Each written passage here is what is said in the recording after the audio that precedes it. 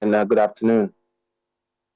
Victor, there's so much happening in the political space at the moment. The former president, Goodluck Jonathan, has arguably, one of the most sterling democratic credentials in his generation. Now, how worried should we be about his observation?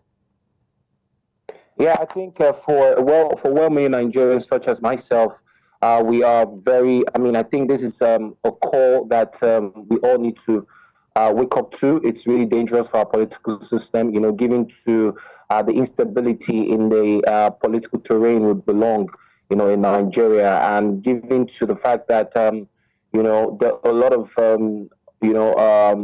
totalitarian, or let me use the word autocratic movement, with the ruling party. So I think having a backdoor one-party state is really dangerous for our political setting, and it's really going to further sinking the democracy we so practice. So I think it's really a timely call, and I think all Nigerians should really wake up to that and look, because right now, what we have now, we have parties, or we have people who are just about the interests, but the lack of ideology, and who put themselves first against nation building. So I think it's a wake up call, and it's really timely. All right. Now, is Nigeria really sliding into a one-party state? Because, so many people have actually assumed that. What's the true shape of things as we know it? Are people being forced, or is there anything like that? Of course, it's a long call, and it's just not. I think because we belong to a political terrain where the ruling party is really using all means necessary to whisk the oppositions to themselves, those they feel that will help them win the next election. However, this is a long call, and we've always, there's no difference between the PDP and the APC. As such, we have people who are just there to, who are there to play themselves above even the so-called party they represent is about self. So I think we have that right now playing the one-party state. It's really, it is right now playing more than ever before. And I think Nigerians should look out for credible leaders who will put Nigerians first against themselves. So, because what's the ideology behind someone leaving PDP and joining the APC? Some would say because of the party rancor and the party not being able to put themselves together. There's no difference between those two parties, and of course, a Labour Party too is tilting towards that way. With the Abuja faction, coming as a stooge for the ruling party to destabilize the party. So it's really playing out, and and we also practice democracy. Our democratical system is where when the ruling party takes it all. So everybody wants to be where the cake is being shared. That's what we're seeing playing out. Okay. Now, you seem not to have an idea of, what is really to be blamed for the, amount of defections that we're seeing today. But then, we also know that 2027 is already by the corner, and, the amount of defections is really, really disturbing. It's alarming. So if everyone eventually winds up, in the APC, will it still be called a democracy? Of course not. Of course not. What we would see practicing is a monarchy kind of system. A monarchy kind of government. I mean to say. So, but I would say for Nigerians, I think it's a good call that we're bringing it to the fore to make people see that it's going to be dangerous for our democratic system. But I also really would want to say that this is high time that Nigerians need to start, bringing out credible people to vie for our position, people who understand the tenets of democracy and who are ready to stand for the people, and of course to make sure that people benefit from the dividend of democracy, not the other way around, not politicians who, of course, like they say, the game of politics is a game of interest, and from the way things are panning out, a lot of politicians are moving to the ruling party, like one of their party leader who says that if you've sinned and you move over to the APC, your sins are forgiven. So you can see that that's what is playing out.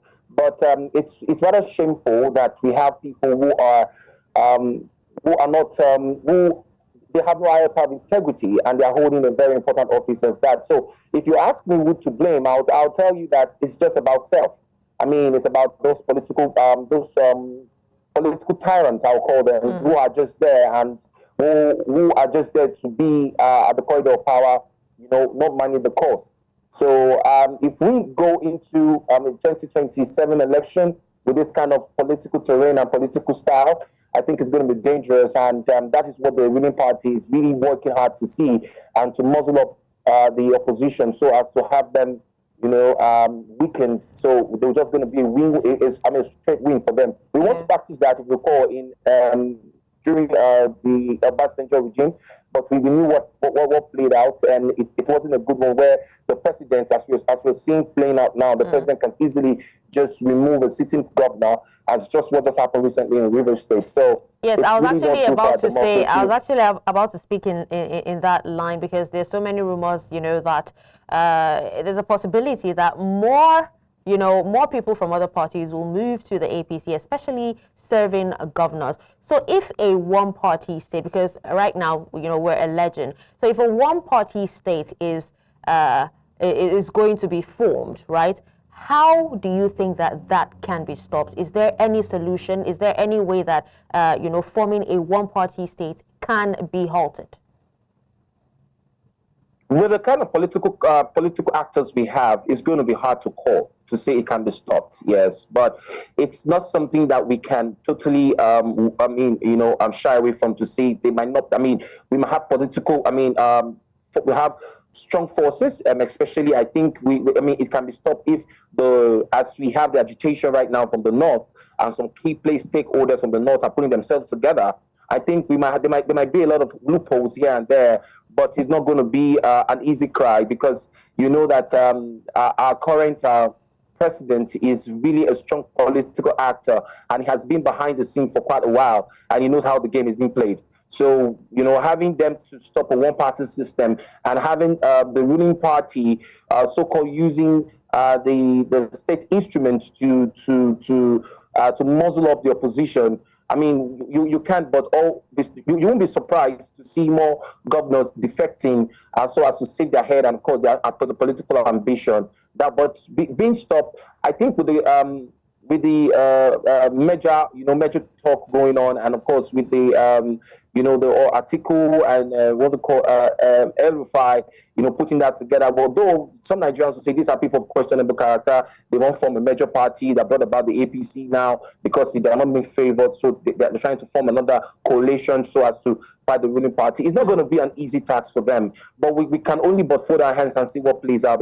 But with this current political actor, it's really going to be hard, because we have a National Assembly that sings "Your Monday We Shall Stand." We have a judiciary that also that tilts towards the ruling party. So it's and of course the opposition are being muzzled up, and we only have few here and there who just speaks, and and of course they try to be politically correct in their statements so as not to be harassed. So we don't have people who are daring, people who are out there to say, yes, it's the right for the opposition party to come out and, of course, checkmate the government of the day. So with this current political actor, it's really going to be very difficult. To use the word impossible, but it's something that we're open to options, open to surprises when they spring up. All right. Well, thank you so much, Mr. Atewe. We appreciate you for your time. Thank you for speaking to us on this.